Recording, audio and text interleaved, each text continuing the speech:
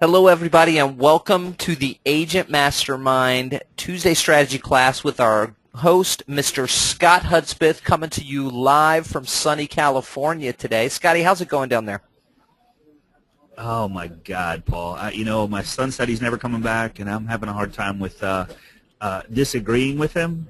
So it's so beautiful here. The reason I'm out here, just real quick, is I'm fortunate enough. Well, first off, I'm in a cafe, so I'm maybe talking a little bit quieter, like I'm trying to whisper, because I got a headset on so I can hear. But the reason I travel, one is I'm with my family, but I travel around and hang out with like-minded people so that I can learn what they're doing that's bringing them so much success. So Carl and I are hanging out out here. We've met with a couple masterminds, but today I have an amazing dear friend of mine, Ramsey Faraj, who I've been very honored to get to know very well. A great, amazing guy who is going to share with us the 7 levels of communication. He's one of our high-end coaching groups. That I actually, Paul, you get to meet him this coming Monday. So he's going to be down in Florida with us. I'm like totally stoked about that. Oh, I am super excited. I've already closed off my calendar for that day, so I can make it a point to be around. This guy that's going to share the 7 levels of communication today is literally tearing it up, and he's in the Detroit area, and he's north of Detroit. Ramsey Faraj, how you doing, brother? Doing well. How you doing, Scotty? Not as good as you. Man, good. I appreciate being in California. So. Well, we'll both be in Florida next week, so it'll be good. So Ramsey, you're just knocking it out of the park, and I say Detroit because everybody knows where Detroit is. But where actually are you calling from today? My office is in Troy, Michigan, and I live in Commerce. So, but basically the suburbs of Detroit. Suburbs of Detroit, and I know people when they live outside the suburbs, they don't like to say Detroit because, of course, that's a bad name right now because they're bankrupt, right? Well, I was getting ready to ask, are you buying any of that garage sale real estate they're selling up there? Yeah, I don't have Scotty and Paul money, but I'm I got burned before the last real estate crash. All right, I'm done. There you go. All right, so Ramsey, man, I'm gonna let you take it away. I've already seen this PowerPoint. It's an amazing class, guys. If you're multitasking during this, I would highly recommend to turn off your phones, close your doors, and listen to this. This is a great, amazing book that he's going to cover that Michael Mayer has written, and we're taking Ramsey's notes, and he's implemented some of this stuff and just literally having the time of his life doing it. So, Ramsey, take it away, brother. All right, thanks so much, Scotty. So. Basically, Scotty actually gave me this book. It's called The 7 Levels of Communication, and I'm kind of crazy to some degree. Someone gives me something. If I like it, I kind of go all in. So I've read it, around 5 times already, and I've started implementing the principles.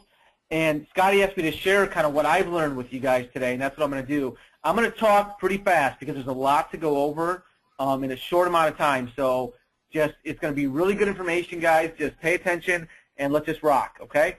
So here we go. It's all about how to go from relationships to referrals.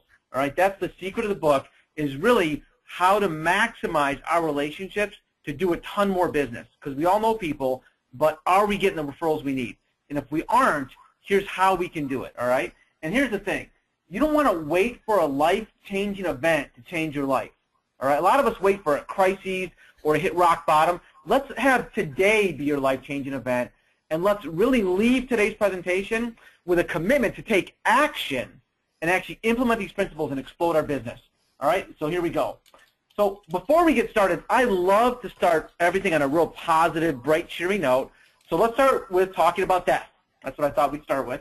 And thinking about kind of, thanks, Scotty. By the way, I'm used to speaking to live audiences. This whole webinar stuff is new to me.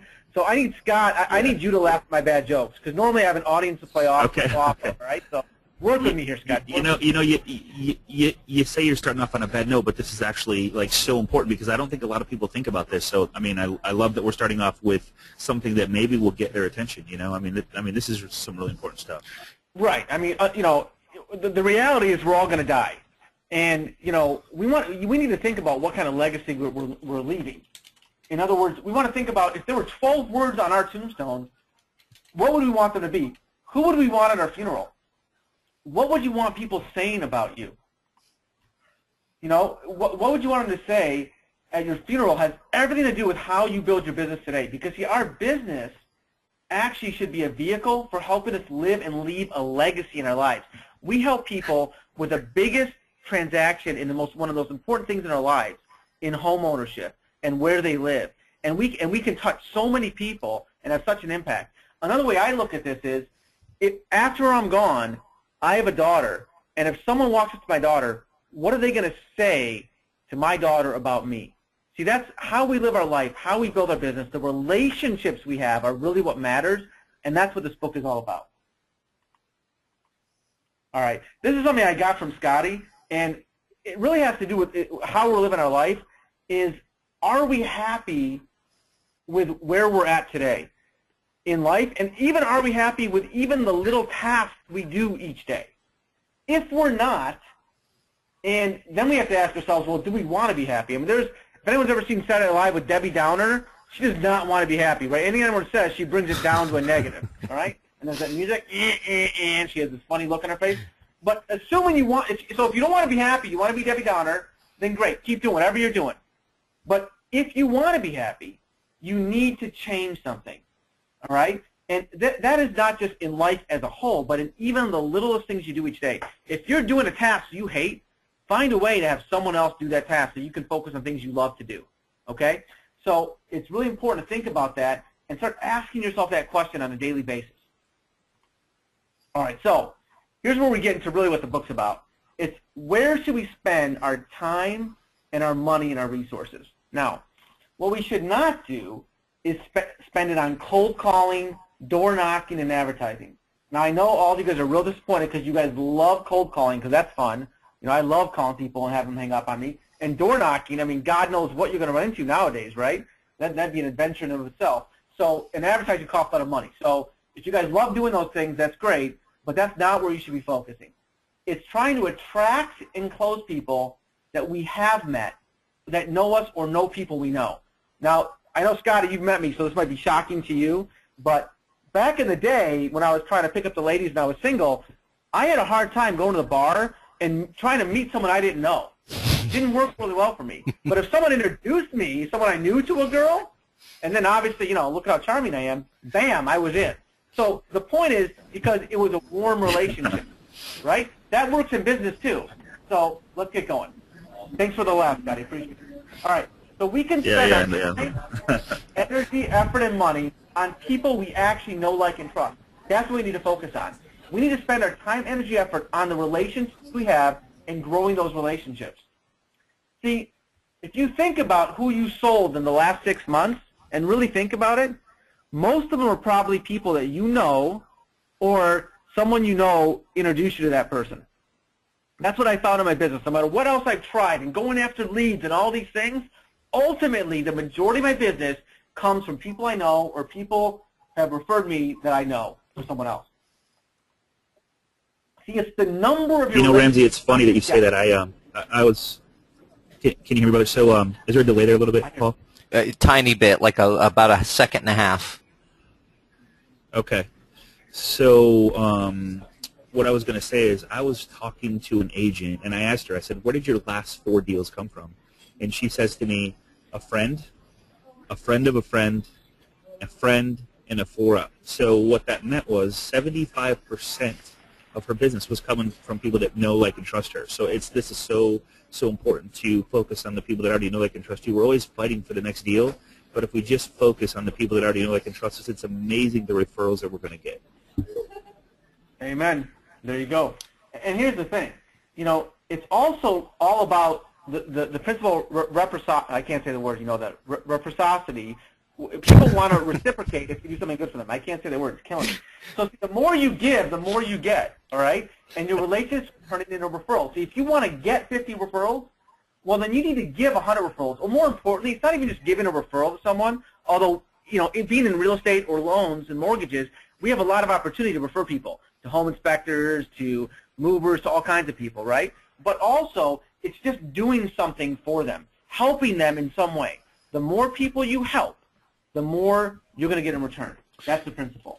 And it's really not about who you know. Everyone says it's all about who you know. It really isn't. It's about who you know, how well you know them, that you really have a real relationship with them and who they know.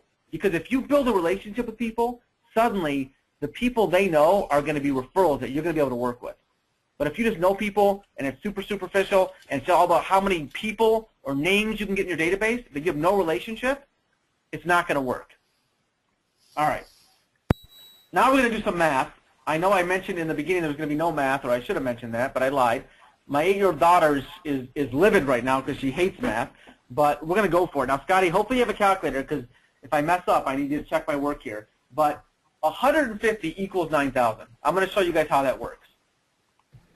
Assume you have 150 people in your database. I would assume most people on this call have at least 150 people in their database. NAR, the National Association of Realtors, as you guys know, estimates the average person moves every 5 years. Once every 5 years they're moving. So that's 1/5. See, I'm a math whiz. 1/5. So 30 people will be moving each year in your database. If they sell and buy, that's 60 transactions. Now, I would guess that if you did 30 transactions last year, or I don't know how to guess, you're going to be in the top 10% of all real estate agents out there, right? Well, let's get a little further with it. Let's say each person you know also knows 150 people. 150 times 150 is 22,500 people. I use a calculator for that, yes. That's a lot of people. So if 20% of them are moving each year, then 4,500 people in your community are moving. And that equals 9,000 potential transactions. 9,000 transactions out of 150 people that you know. So the bottom line to that is, we always say, oh, well, you know, there's not enough business out there, or I don't know how I'm going to get the business. There's an ocean of business out there. We need to have an abundance mentality and realize that we already know enough people. We just have to do it the right way and build the relationships and use the principles in this book to explode the referrals that come out of those people. Because I already know I'm getting referrals accidentally. I'm not even using these tools in the past, and I got referrals. So imagine if you use these proven principles, how your business can explode. And I'm just excited to share it with you guys. So there we go. Okay, we're done with the math for now. All right? So this is going to be audience participation, okay? And Scotty, you need to help me a little bit on this one, but with instructions. But basically, I'm going to be asking you guys if you will attend this event that Donald Trump has, okay? And if you will attend it, so if you go ahead, Scott, take over. Yeah. So no. So if you're we need your participation on this. So Ramsey's going to ask a couple questions. In the right side of your screen, you'll see a little question-answer box. As he asks the question, and this is a really good exercise and kind of gets right to the point. If you could say yes or no to his questions, that'd be great. And guys, this is a ton of fun, so please participate in it. It's fun for you guys, and it's also fun to see what happens at the back end of this. All right, and this is going to really tie into the whole point of the book, all right? So let's go. All right, so listen, Donald Trump, big guy in real estate, he's having a huge seminar in your town, all right? And he takes you open the newspaper, and there's a huge ad, full-color ad for the event in the newspaper. How many of you guys are going to attend for sure just because you saw that ad? If you are going to attend, please say yes or I'm going. There's 1, 2 yeses. 3. All right, we have 3 yeses. All right, now, let's take it a step further. You now go home, open the mailbox, there's a jumbo postcard addressed to you saying, hey, you've got to come to this event, we want you there. Is anyone else, is that going to put anyone else over the top? Bunch of no's, man. All right, let's keep going. Couple of more yeses are coming in that way, but still no is the predominant response. All right, now you open your email up, right? And there's an invitation asking you to come. Is that going to change anyone's mind who said no so far? Still no. One person changed their mind on a yes on that one, but still the predominancy is no. Okay. Now, hey, I appreciate the participation, everybody. This is great. Now let's say that you get a handwritten invitation. That puts Cindy in the mix. She's in on a handwritten note. All right. And when I say handwritten note, I'm talking like even it's in blue ink, you smudged the ink, it's real ink, someone actually wrote this. It really looks like it came from Donald Trump. Now we're getting about 50-50. We're definitely getting closer to the goal, Donald. We're getting 50-50. That handwritten note did some impact here. Okay, now, let's say that you get a phone call, the phone rings, and on the other end is a familiar voice, Donald Trump, and he's calling and he's saying, hey, look, I just have a minute, but I wanted to personally invite you. I've heard about you. I'm coming to town. I want you at my event. And you're pretty sure it's him on the phone. Everybody's in. Oh. There's still a couple people holding out on you, Donald. Still a few holding out. Predominantly, majority are yes now, but there are still a couple holding out on you. Okay, now, the ones that are holding out, they get back to their office, and someone's waiting for them in the lobby. It's Donald Trump himself. It's not a lookalike. Donald Trump, bad hair and all. He says, look, I only have a minute, but I wanted to, you see his limo out front. I wanted to stop by. I'm having this big event. I want you there.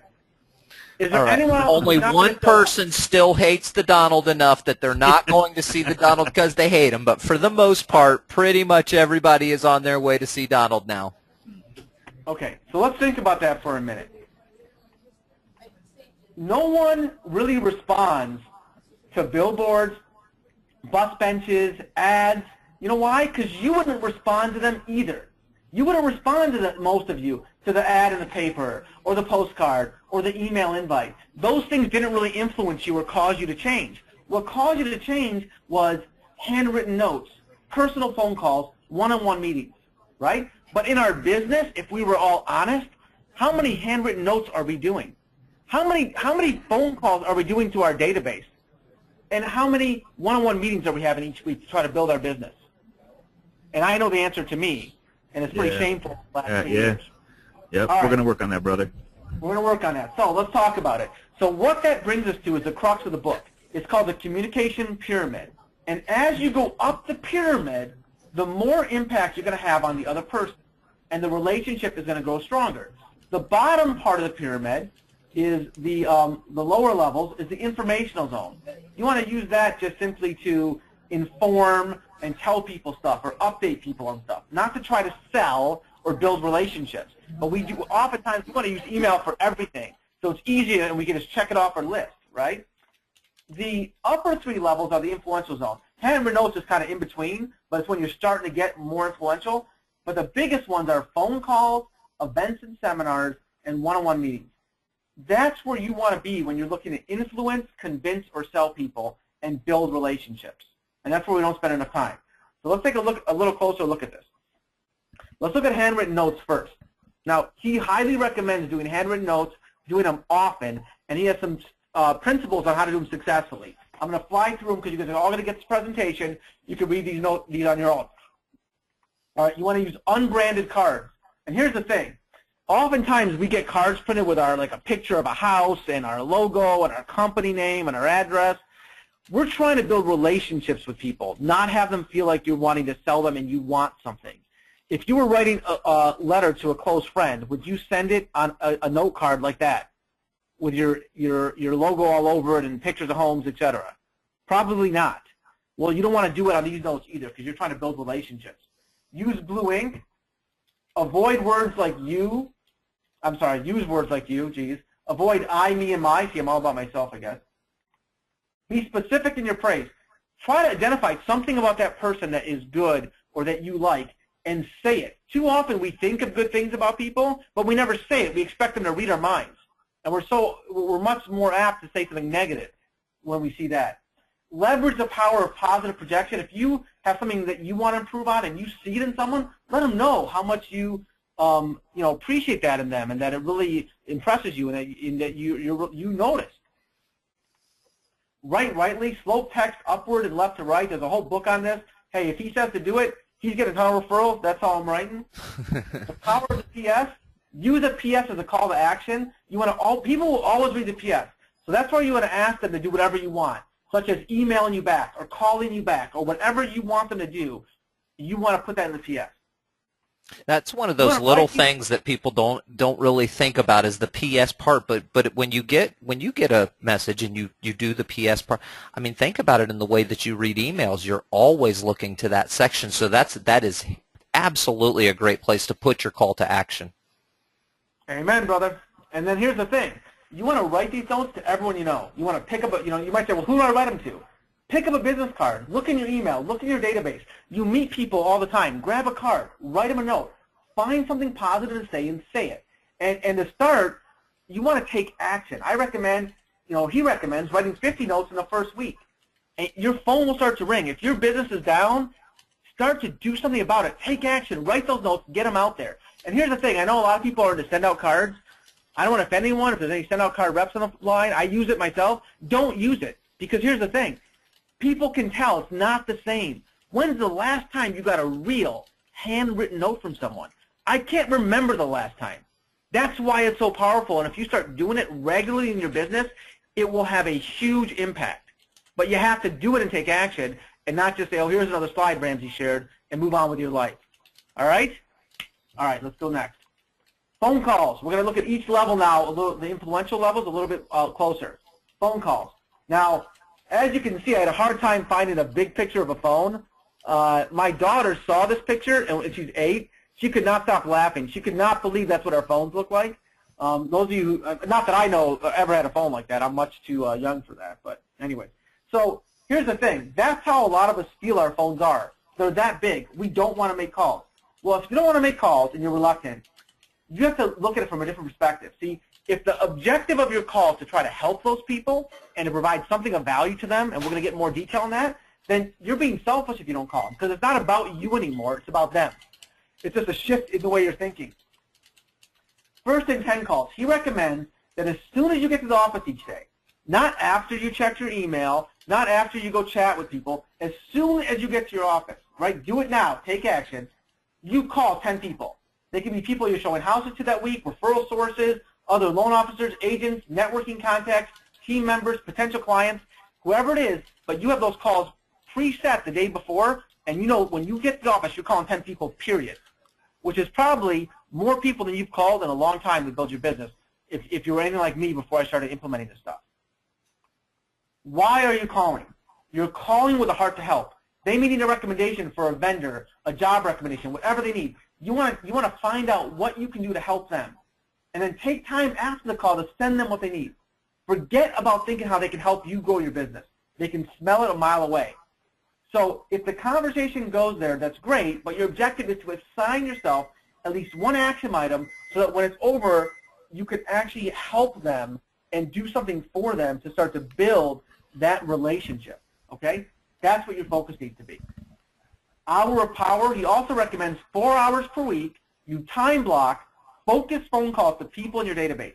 Those you've worked with in the past, contacts, friends, family, anyone you don't have to call. This does not include returning phone calls, okay? This is actually making outbound calls to build your business and your relationships. Get better on your calls. Listen, anything we do, we're not going to be great at first. You want to rank yourself for a while on how well you're doing on the calls. A 0 is if they hung up on your face, all right? A 10 is if it was like talking to your best friend. You want people to see your number and get excited to answer the phone. Oh my gosh, that's Ramsey calling, and they pick up. Not, oh, I see the caller ID, voicemail, right? Well, that's going to happen as you get better on the phone and have more of a heart to help them as opposed to just trying to help yourself. Make sense? All right. That's the phone calls part. Now, here's a big, powerful thing you can do with phone calls. And if you don't know what to do on those phone calls, here's a great place to start. It's called the Great Retrace.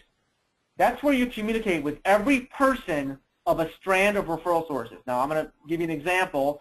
This might confuse you a little bit more, hopefully not, but here we go. Let's say Joe refers Jeff, who introduced you to Cindy, who recommended you to Janet.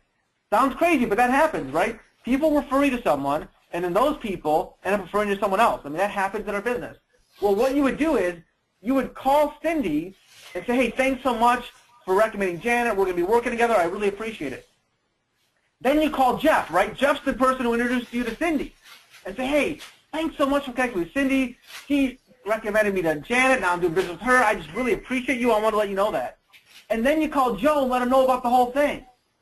See, there's enormous power to this strategy. This strategy alone can transform your business and your relationships and your referrals because people love to be appreciated. Absolutely. And if we want more referrals, well, we better thank people and acknowledge when they give them to us, right? Because if you're thankful and people feel appreciated, they're probably going to do it more. Make sense? And that's a great thing you can do on your hour of power call. That right there is worth the price of admission, guy. That's awesome, powerful stuff. Just to remember that fact. to show appreciation when it's necessary, the power behind that is huge. We'll go deeper on this, but man, I tell you, there's just that you can't put a price on. We say this all the time: writing small checks to cash big checks. But if you're doing simple little things that stand out, like buying a gift for one of your best referral sources when you go on vacation, or buying them a cup of coffee and dropping them off at work, or something that literally says, "Hey, man," not when they give you a referral, but when there's nothing being given to you, it's just like saying, "Hey, thanks, man. I appreciate you and appreciate our friendship." That goes 5 million miles long, and I tell you, you can't put a price on that. As a side note, that's also good advice for marriages, other relationships. Amen, dude. Amen. Given not when you're supposed to be given, and I know. not to expect something in return. Words right? to live by, absolutely. Yeah. Yeah, I'm giving it to all you guys today. Marriage, whatever you guys need, I'm here for you. All right? Let's keep going. All right. I love you, brother. Events and meetings. All right. He talks about events and seminars and how critical those are. Now, that could be attending a seminar or a live event with someone. I know I attend some events, and I try to have a real estate agent come with me. It's a great way to really develop that relationship. But it's also talking about networking events. Attending a networking event, a lot of us do it but get nothing out of it. Well, again, if we have a strategy, we can change that and make it a powerful part of our business. Let's take a look. This is how you get ready for a networking event the right way. First of all, you want to check out the website, and you want to find out who's in charge. You then want to call that person. Again, phone calls, right? Influential zone. And you want to ask them some questions. Ask them, is it going to be a formal event, informal? What's it going to be like? Ask them who are some of the top 3 or 4 people that I should meet. Who are the most influential people going to be there? And then ask that person, hey, would you introduce me to those people at the event? All right? Then you want to Google those people. I never use the word folks. I don't know why I put that in there, but the people. And you want to, so you know what to say to them. The top 3 or 4 people. Find out about who they are, what their businesses are. At the event, again, go with a spirit of helpfulness. People can smell a taker a mile away, right? And when you get there early. Wear your name badge. He says on the right side again. I don't know why. He says it works better, so wear it on the right side. Maybe that changes if you're left-handed. I don't know. But again, right side is what he says. And you want to introduce yourself to the meeting organizer, remind them of what they promised you, and if they get busy, don't pass with them, but just remind them. Say, hey, you had mentioned that I should meet so-and-so, and they will introduce you. Use frog. Now, that doesn't mean bring a pet frog or anything weird. It means it's an acronym of helping you to be able to speak to people when you meet them for the first time and having something to say. And it's asking them questions. It's focusing on them. Ask them about their family, their recreation and hobbies, their occupation, and their goals. And Scotty shared a cool way to ask them about occupation. Said, hey, what do you do? What are you known for? It's kind of a different, cool way of asking them about, what they do in a cool way that doesn't sound like it's just the same old question they've heard a million times, especially at a networking event, right? And it's hard because we're such in a habit to say, what do you do, that it's hard to say, what are you known for? Because a lot of people don't know how to answer that question. But, man, it's amazing what makes them think. And by asking them that question, you find out really what they're known for. And then the other thing I think you're going to cover it is like when you say what you do. So I'll here it goes. Have an elevator speech for when they ask what you do. You want to actually be prepared to say something that's not just, I sell real estate, I do mortgages, okay, and they move on. You want to have something prepared. And Scotty, you actually do an awesome training on consult and negotiate, manage fears. Maybe you want to share 30 seconds of that. Yeah, definitely. So, like, when someone asks you what you do, most people go, well, I'm really good at, and instead of say I am, they say I am really good at. So you're using a third-party verification, so you're not patting yourself on the back or, having an ego-driven type mentality. It's always they say I'm good at whatever it is your elevator speech is. Like, for example, we teach real estate agents how to say they say I'm really good at managing fears, consulting, and negotiation. Well, that's a pretty strong elevator speech in less than 30 seconds. Managing fears, negotiating, and negotiating. And the key is that brings more questions. Then they can say, well, what do you mean by that? And you could expound on it, right? it lends itself to a conversation where I sell real estate, you're done, right? You know, Jim King brought up a really great way to do this. He says he loves the question, what keeps you busy? Yeah. I love that as well. Yeah, that's really good. Thanks, Jim. Thanks for sharing, Jim. Appreciate that.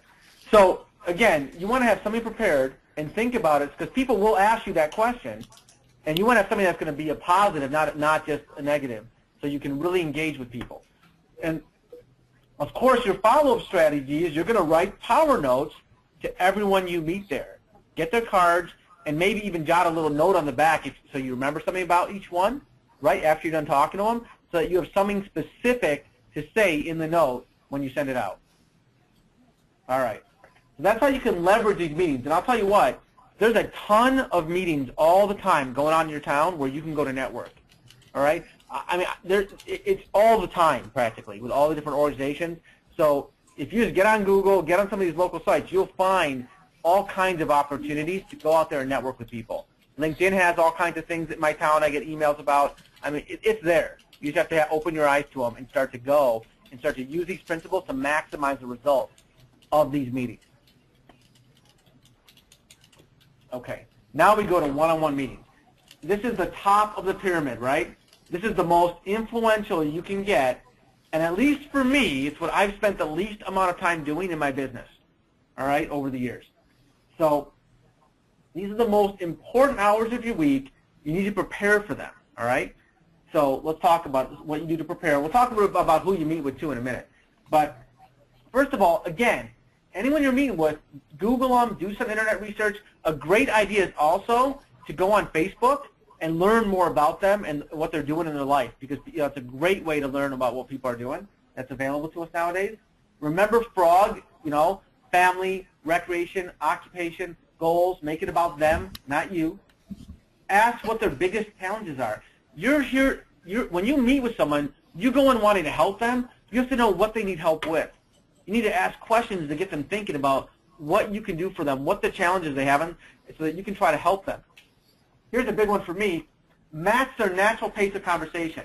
Now, I know this might be shocking to some people, but I tend to speak a little fast and I'm a little excitable, right? Well, if I'm talking to someone and they're more of a slow, reserved person, I can freak them out, literally. And if I don't notice it, I'm already like, I'm way over here, and they're way back there wondering what the heck happened to them, all right? So if someone talks slower, try to match how they're talking. Slow it down. If it's another fast talker, go for it. Now, I think I mentioned this before, but Seinfeld had an episode where there was a close talker, someone who would get right in your face and talk to you. I don't recommend matching that. You might end up kissing them. It could get awkward. So avoid the close talking, but match their way of speech. Hey, Susie brings up a really good point here, Ramsey. She says the reason that people place their name badge on the right side is because most people shake with their right hand. So if you do that, you can still see the name badge. Well, it opens up their lapel a little bit. I'd never even thought of that. It thrusts forward. But if someone, the lefties out there, are they still shaking right? I don't know. Yeah, yes, we do. There you go, okay? That's why then, because it thrusts it forward and they can read it better. All right, beautiful. Thanks, Susie. All right, so as far as the one-on-one meetings, you want to end them with one of these questions. How can I help you, and what can I do for you? So you want to have an action item to leave where you almost have homework on something you can do, a referral source they might need, some kind of resource that would help them, right, that you could send them, some kind of training, some kind of information, whatever it might be that could help them with their business and their life. That's what you want to do. Power note always. A very powerful thing is to take a gift to the meeting. Maybe a book, or sometimes you can cheaper. You can send them a download version of a book. But it's a powerful, powerful thing. I mean, if Scotty had not given me a gift of this book, I wouldn't be here talking to you guys today, and my eyes wouldn't be open to the power of relationships and building them to get referrals and explode my business. So you could have a huge impact because when you leave that meeting, you're leaving them with something that's going to help them, right, and that is going to remind them of you, which is powerful. He also talked about creating a networking stack. That's where you actually book appointments back to back. Oftentimes the best place to do it is a restaurant, okay? And it's kind of like your home territory. You become a regular there. You tip well. You get to know the staff. And what happens is you start getting treated like a VIP there, right? And people know you, and it's a very comfortable setting. And when you do that, you're going to really maximize your appointments because, number one, you're not going to get lost trying to find someone. You're not going to lose all this transportation time, right? And you're going to have a comfort in that area. And people are going to think you're a mover and shaker. People are going to think you're important because they're going to see that everyone there knows you. They're going to see that you're someone who's important. And people like to be around people that seem like they have it going on, all right? So it's a very critical thing. And you can also have back-to-back people that you want to meet each other, maybe that can help each other's business, and strategically stack them that way. Make sense? And again, Absolutely. I recommend having someone make phone calls and try to set appointments for you. Now, who are you meeting? You're meeting referral sources, whether they be different professionals who can refer your business or clients who refer your business. Because you want to meet with people who have the opportunity to send you business, but you don't want to just go there asking them for business. You want to go there to help them and build that relationship so that they're going to want to send you business because they're going to like you and trust you. And that's what they're really looking for. All right. And he talks about, as far as when you're on those one-on-one meetings, the 3 most referral-generating questions. Now, this is not in the book. This is like a secret training he did that I found online. He didn't put it in the book, but this is what he said. He says you should ask what the people, when you're on the one-on-one meetings, what's your biggest challenge right now? See, you don't want to guess how you can help the person. Do not assume, you know what that does, right? And once they tell you what's going on and you dig a little deeper with them, ask them, so hey, what have you tried so far? See, you don't want to suggest something that they've already tried, and by them talking it through and telling you, you may be able to tweak what they're already trying, add to it, and find a way to help them. And then the final thing, and here's the real trick, you ask them, what are you going to do next? See, oftentimes we want to always be the one with the answer, right? And again, this is especially in relationships, us guys, right? We want to fix it, right? Because we're so smart. Well, here's the thing. Then what you do is you ask them, hey, what are you going to do next? See, you don't come off as this expert who has all the answers. You come off, you respect them, and you're just talking, right? Now, they might say, I have no flipping idea, in which case, maybe come up with something, right? But what you might find is they start talking through what they've done and what they're thinking about doing, and they might answer their own question, and they might solve the problem themselves oftentimes. They'll discover the answer just because you were there as a listener and because you asked the right question. See, but here's the beauty of it. They solved the problem on their own, but because you were the one there, they think you solved the problem. Suddenly, oh my gosh, Scotty is the greatest guy ever. I had this problem, and he totally helped me solve it, and he's awesome. Meanwhile, Scotty didn't say a darn thing. He just nodded and smiled a bunch of times and probably was eating something, knowing Scotty, right? So, I mean... No. Not anymore. Not anymore. He was probably running a mile. That's right. Well, That's right. oh, he did say he was at a cafe, so I'm just wondering. All right. All right. So anyways, so if you use those types of questions, you're going to be able to dig deep, and you're going to be able to accomplish what you're trying to accomplish from these one-on-one meetings.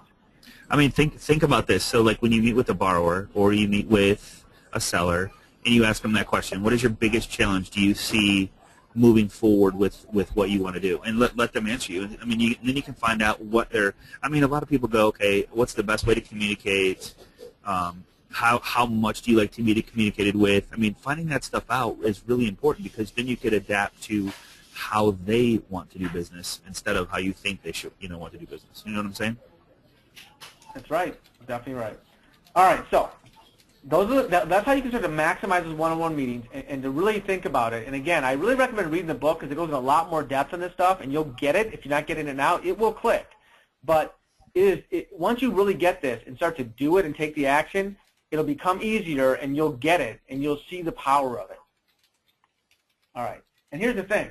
They are going to reciprocate. Darn it, I got it. They will reciprocate, right? See, basically, if they ask you, hey, how can I help you? Well, tell them, hey, I can move anyone from anywhere. Who do you know is looking to move? Or I can do this, or I can do that. Let them know specific clients or things you do that you're looking for if they ask you. Don't be shy to ask for what you need once they ask, okay? But don't come through and just jump all over them asking for stuff.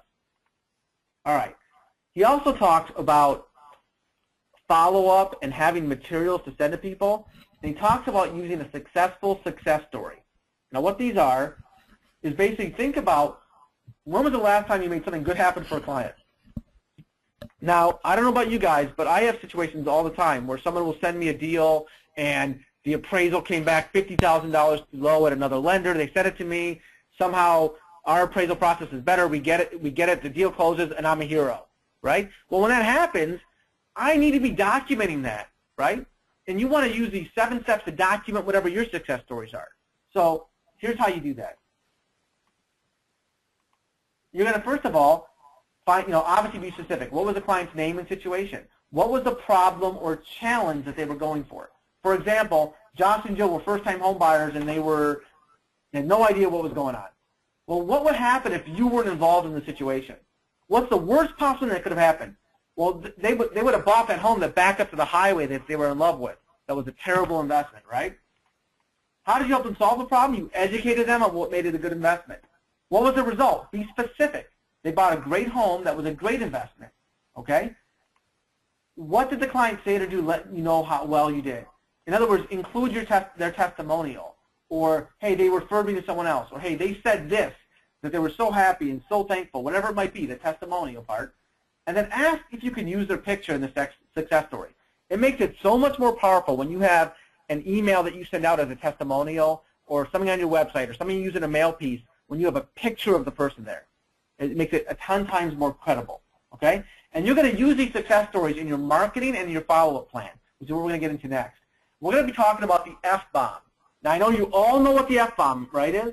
The F-bomb, the F word is follow-up, all right? Come on, get your minds out of the gutter. Follow-up is the F-bomb. The F-bomb is a system you're going to use to create follow-up on your one-on-one meetings with people. It's a 7-week series of power notes, direct LP, emails, and phone calls. At least 4 of them you want to be phone calls. The other 3 can be the other things we talked about, okay? Ideally, you want to delegate the other pieces to an assistant or a virtual assistant or someone who can handle that stuff so you can focus on meeting more people, right? But you need to make the phone calls. Those are your first and 10 calls. Those are your hour of power calls. Again, these are what we're doing. We're calling people and building relationships. You can use your success stories for the direct mail pieces and emails. Now you have something that you can send out for those pieces. But follow-up is key. Google Alerts. Here's a powerful technique he shares I wanted to share really quick. And if those of you don't know, Google Alerts is where you can go into Google and you can set up where you enter a keyword or a word, and anytime that word is on the web, you get an email notifying you. Okay? Now, there's a lot of ways you can use this, but the biggest thing is for your top clients and referral sources. You want to set a Google alert for their name.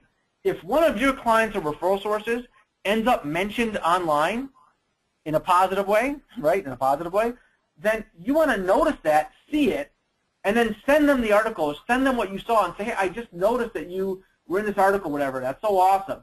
Acknowledge people's accomplishments. It is huge because you'll be one of the only people they know probably who did that. Also, let's say you know they're passionate about, I don't know, golf. I mean, that's too many people. Or they're passionate about a certain charity, whatever it is. Well, have a Google alert for that so that if there's a cool article or topic on that, you can say, hey, I was just thinking about you. I saw this article, thought you would enjoy it. The power of those little things to build relationships is huge, and we now have the technology to be able to do it that never existed before. So a very, very powerful technique. He also talks about a blessing book. A blessing book, and again, you know, it doesn't have to be this fancy book, although you can buy this fancy book if you like from him on his website. But a blessing book is a place where you're going to each morning write 5 things you're grateful for. Health, family, friends, work, whatever it might be. You're also each morning going to write some positive affirmations. Okay? Now, here's one that you must include and write every day. It's called the Rainmaker's Affirmation, and here's what it is. You're going to write this every day in the book. Each and every day, someone, somewhere in my city, needs my services. My job today is to find that person. Now, if you can read this in the morning, put it at your desk, put it in your car, internalize it. One a day, man. One a day, you're going to start thinking like a top producer. You're going to have a different outlook on life as you're meeting people out on the street, as you're talking to people. You know someone out there needs your service today. There's a client who wants your services today. You just have to find them. And if you have that mentality, it's amazing the power of the mind and how you start to attract positive things. But again, 99% of people will hear what I'm saying, and they will not get a blessing book, and they will not write that down every day, and then they will wonder why their business hasn't changed. Why? Because that's been me in the past. You have to take action. I also carry a gratitude rock. It's a little polished rock. It doesn't have to be a polished rock, but mine is. I gave one to my daughter, too. It's in my pocket, and whenever I feel it or notice it, I pull it out and it reminds me to say something I'm grateful for. We spend so much time about what we don't have that we don't have enough joy in our life of what we do have, right? And people want to be around happy people. One way to be happier, one way to be more excited about life is to start appreciating what you have. Scotty? I appreciate you, man. Just letting you know. All right. Create a brother, I was just thinking, dude, you just give me chills every time you say that, brother. I know. We're having a personal moment here. I appreciate you, bro. All right, thank you. I know. All right. Create a sense of urgency. Now, this is crazy, and you guys might think I'm nuts, but here's what he recommends. And this is what I've done. 49 times a day, 49 times, 3 times a day. That's almost, I don't know, I can't do math, 147 times. Say to yourself, do it now. Don't say it out loud in public, all right? I don't want to hear like people are like throwing you out of places because they think you're nuts. But say it to yourself, do it now, do it now, do it now. It sounds crazy, but it will help you build a sense of urgency. It will help you start taking action, start overcoming fears, start pushing through your fears to start to do what you need to do to build your business. All right, your time. Anytime we talk about anything like this, it's really important to realize how important it is to manage our time, or else we're never, ever going to accomplish this stuff, right? He recommends doing a vision exercise where you imagine your perfect day and write it out from the morning you wake up into the moment you go to bed. Now, I'm talking about the perfect work day, by the way, not the perfect day on some beach somewhere, okay? But the perfect day, work day, right? Break it down hour by hour and describe what you're doing on your perfect work day. Now, you want to then look at that stuff, and 80% of your time needs to be in the influential zone. On the phone, at meetings with people, or in front of people. Only way to achieve this is to time block your day on an hourly basis. It's just like school, right? You have math first hour, English second hour, right? Same thing. You have your first and 10 calls first hour, you have hour power calls third hour, and you have meetings with people, whatever it might be. You have to time block this stuff or it won't happen. And you want to make sure most of your time is in the influential zone, not elsewhere that doesn't truly expand your business. So schedule the times, and here's some examples he has. You know, also, you want to also schedule some open time, otherwise you'll never stick to your other times, okay?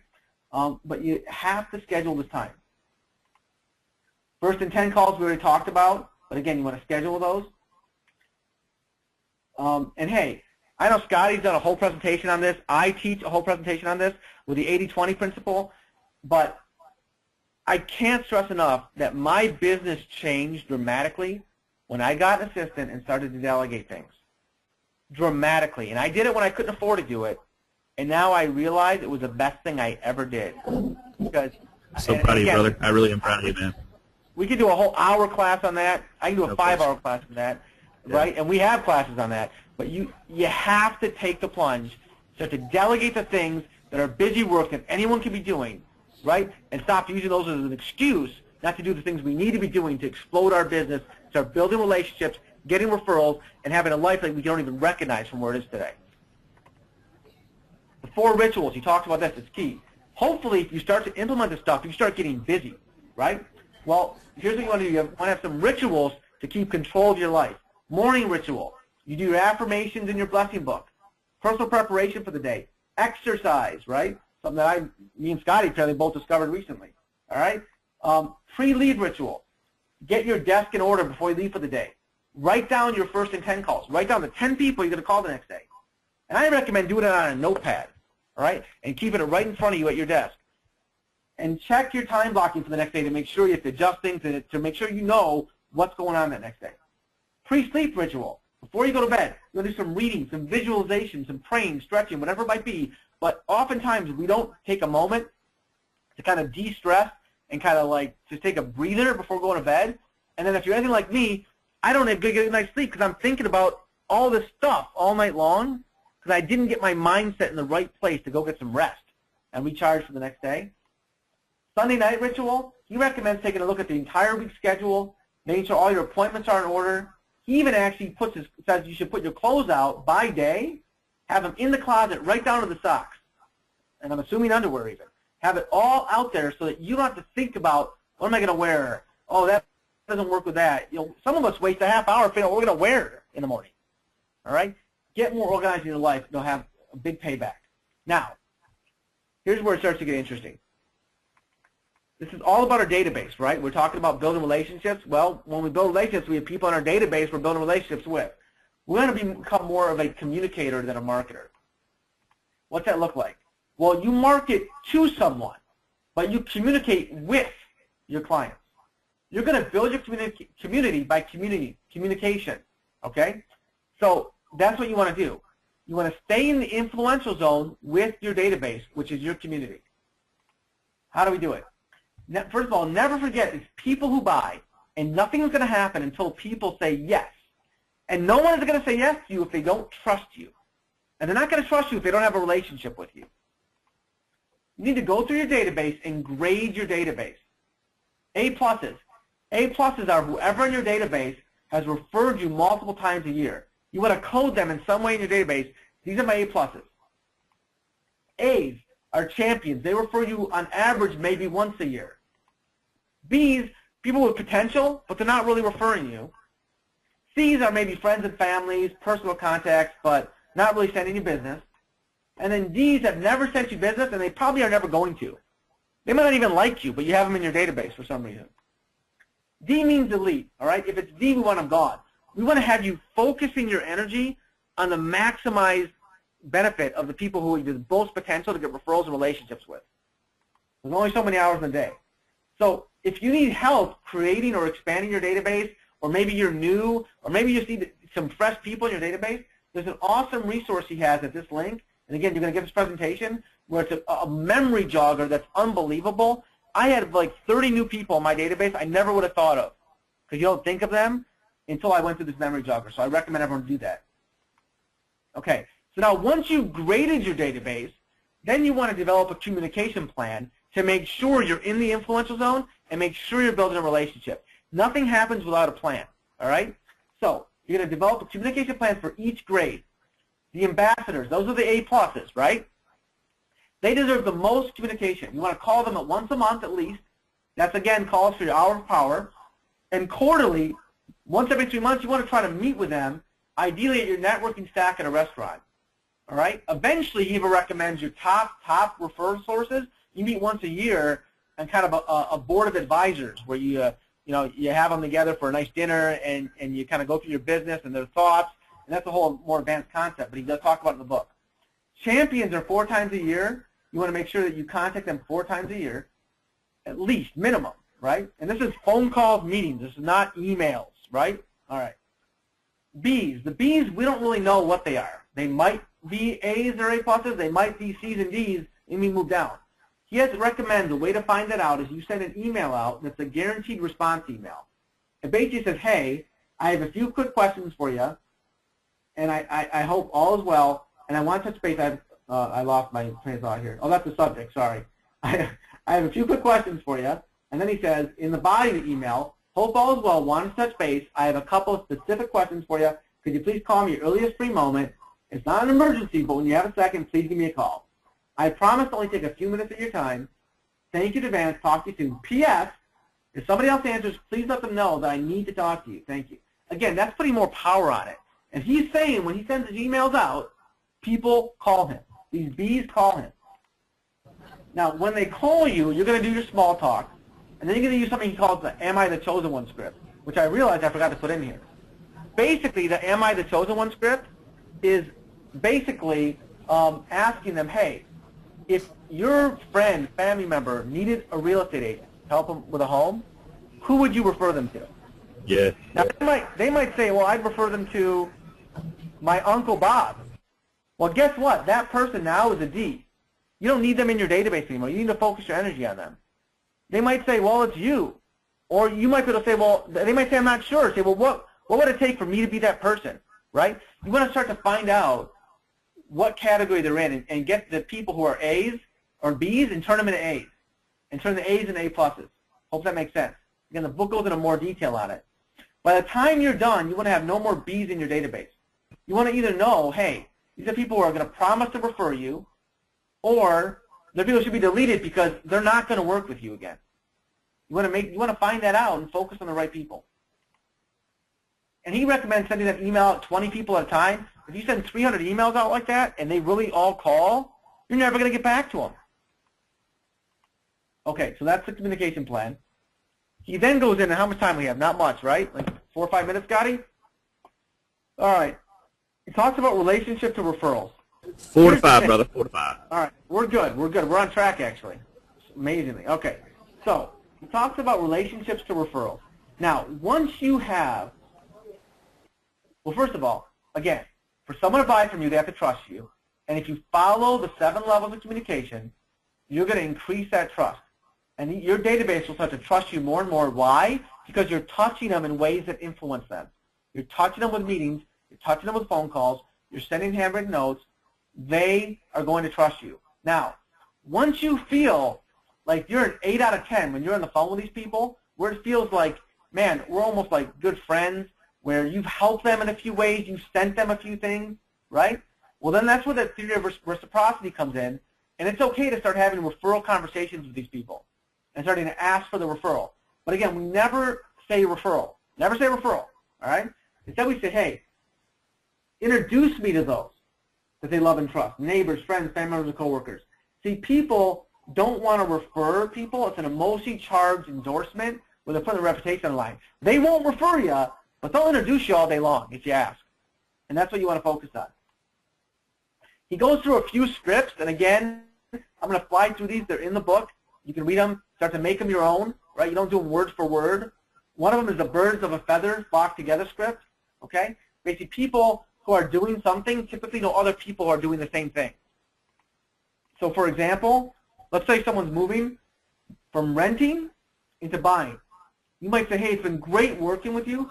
Who's another renter or first-time home buyer you know who's looking to get out of renting or is looking to buy soon? The more specific you get, the better. It's that reticular activator that we talked about like when you're thinking about buying a red car, you see every red car out there, no matter what kind it is. It's just at the top of your mind or front of your mind. That's right. In fact, and that's one of the other scripts he has. Great people script I'll do first. Basically, he talks about, hey, you know what? I love working with great people. You guys have been awesome. Hey, who else do you know who's like you who might be looking to buy or sell or invest in real estate? Give them time to answer, too. When you ask these referral questions and there's silence, the worst thing you can do is talk. Tough for me, right? But that's the worst thing you can do is talk. You've got to be quiet. Give them time to answer. Whoever talks first loses in those situations. Reticular activating system Scotty mentioned, so I'm going to not go through it. But basically, again, you start to see things you wouldn't have seen because you're doing a certain activity or buying a home. They're going to start to more and more see that. Ask for specific and relevant referrals. That's an example. Okay? So, again, the key is to go through these scripts and start to use them. Don't be afraid to ask people to introduce you to people they know once you have the relationship with them. If you do it in the wrong order, you'll never have the relationship, and you're not going to go anywhere, and you're going to wonder why it's not working. Okay. He then talks about the magic question, one of the last concepts I'm going to go through here.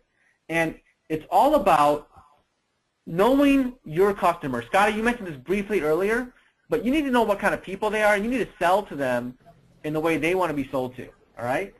Here's the magic question. It's how would your best friend or spouse describe you?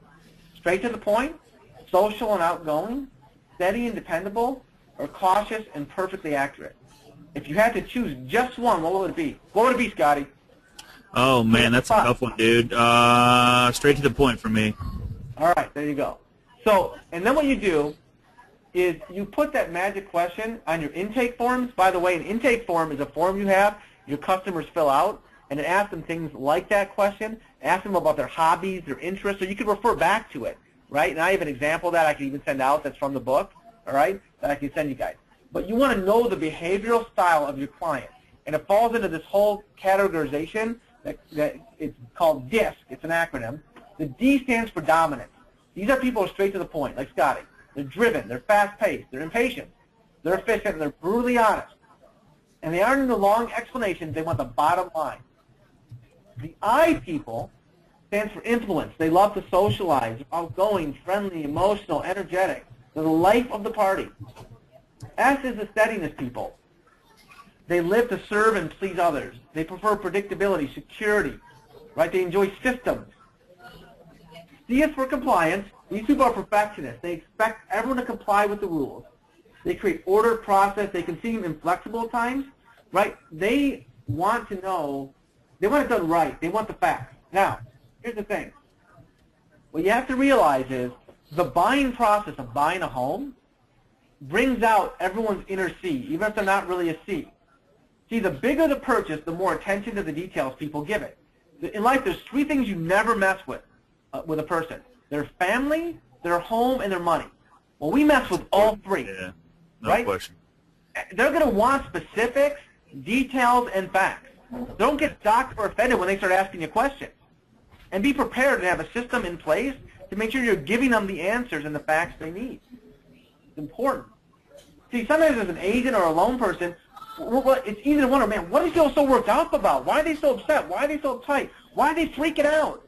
Well, because it's the largest amount of money they're going to ever spend in their life on something.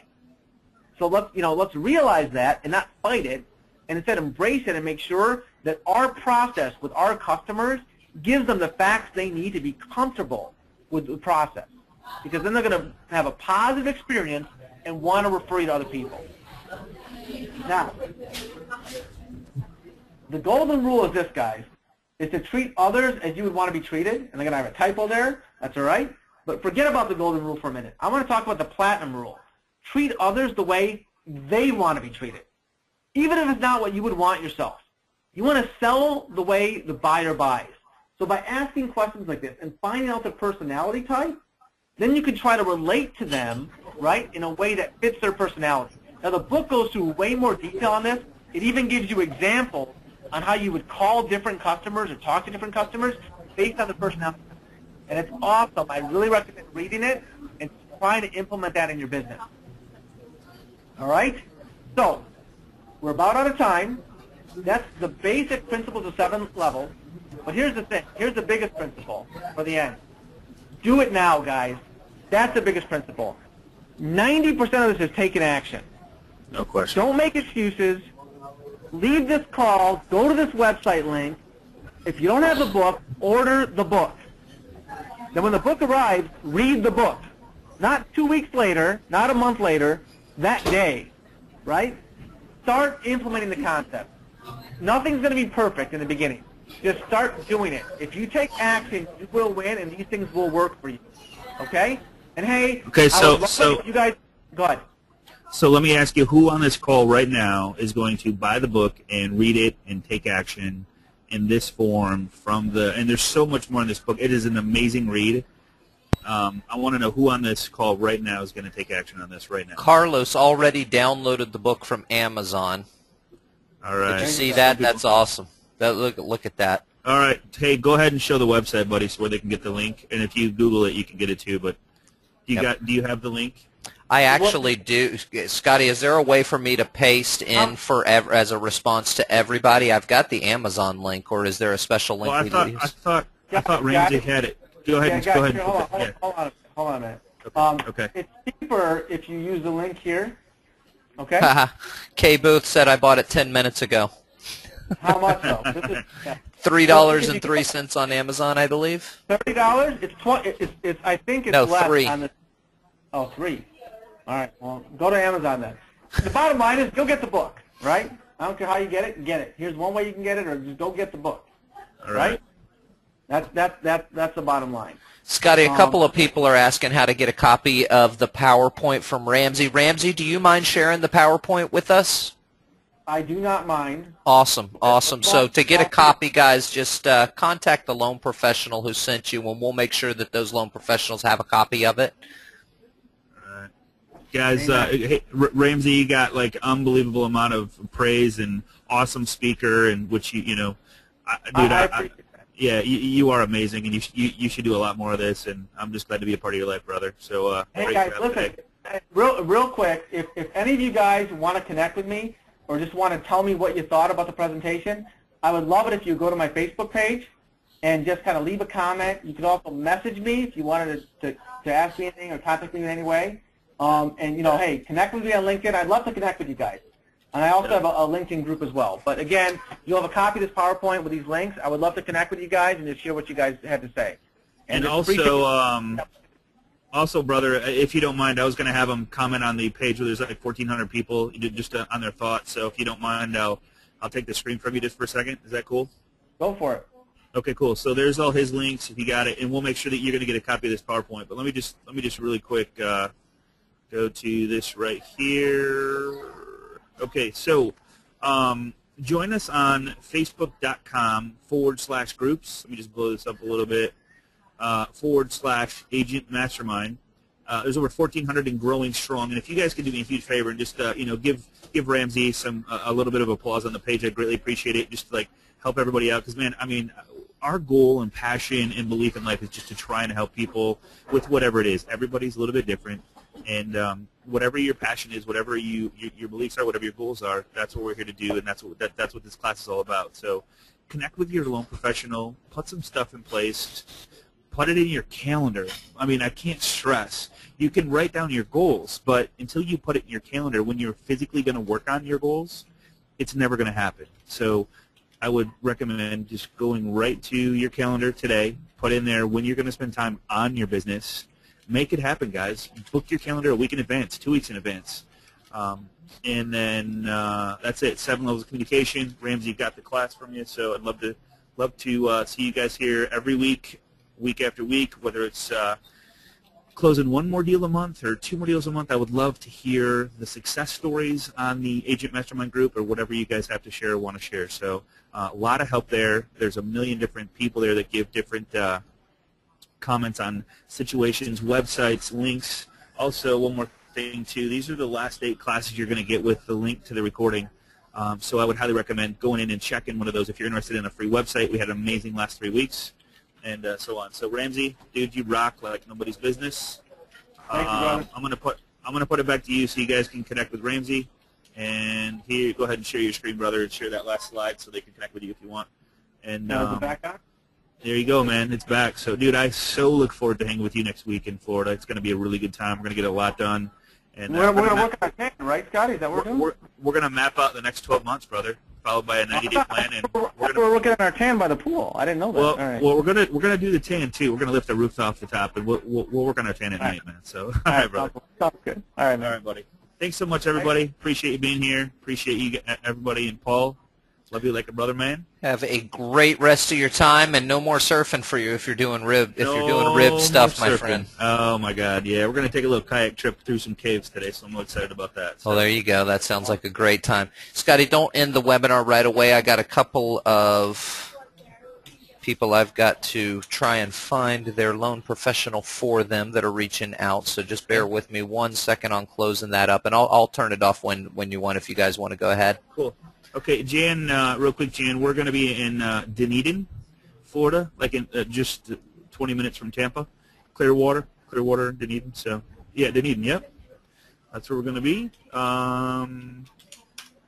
Yeah, no problem. We actually meet there. We had a private group. We have a private mastermind group. We meet there every 90 days. It's the, I don't know. For me, it's the coolest thing that I ever do every 90 days, just really having serious clarity and focus on my business. So, all right, guys. Here's Ramsey. Thanks so much, man. I know you're busy, brother. Thanks for taking time out of your day to join us. Thanks, guys. See you Monday. All right, take care. I'll see you guys. All right, bye. Okay, bye.